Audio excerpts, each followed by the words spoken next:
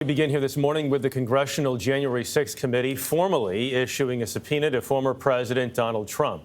The panel sent a letter to Trump on Friday requesting that he hand over documents by November 4th and that he testify under oath on or about November 14th after the midterm elections. It is unclear if Trump will testify. That subpoena could likely set the stage for a long legal struggle. On Friday, Trump's longtime ally, Steve Bannon, was sentenced to prison for defying a subpoena from the January 6th committee. Scott MacFarlane reports.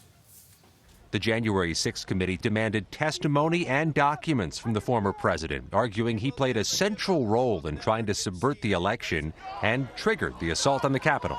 In the letter accompanying the subpoena, they write the evidence demonstrates that you knew this activity was illegal and unconstitutional, and also knew that your assertions of fraud were false. Panel member Pete Aguilar said they're open to questioning Trump in a live hearing. We're going to be prepared if the former president decides to come, and if he puts restrictions on it for live testimony, we're going to be prepared for that eventuality. We will be prepared in any scenario to take testimony under oath from the former president.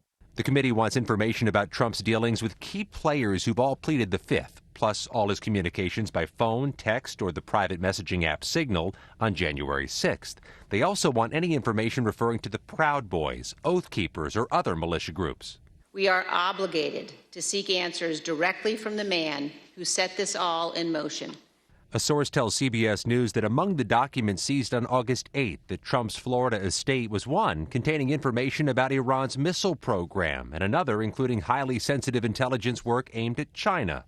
Material that, if exposed, could jeopardize foreign sources or even prompt other countries to retaliate against the U.S. To the extent his supporters are calling this a overblown documentary matter, we're talking the crown jewels. It's hard to see how anybody could do greater damage than spiriting them away and not keeping them protected. Meanwhile, Trump's former top aide, Steve Bannon, was reprimanded in federal court in Washington for failing to comply with a January 6th committee subpoena.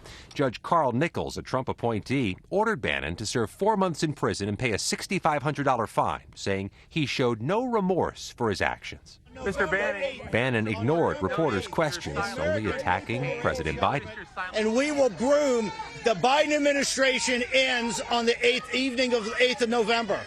The judge will allow Bannon to remain free, pending an appeal in his case, which could take months. Meanwhile, a Trump attorney tells CBS News the committee's decision to publicly announce that subpoena was unprecedented and inappropriate, raising questions about whether the former president ever intends to cooperate.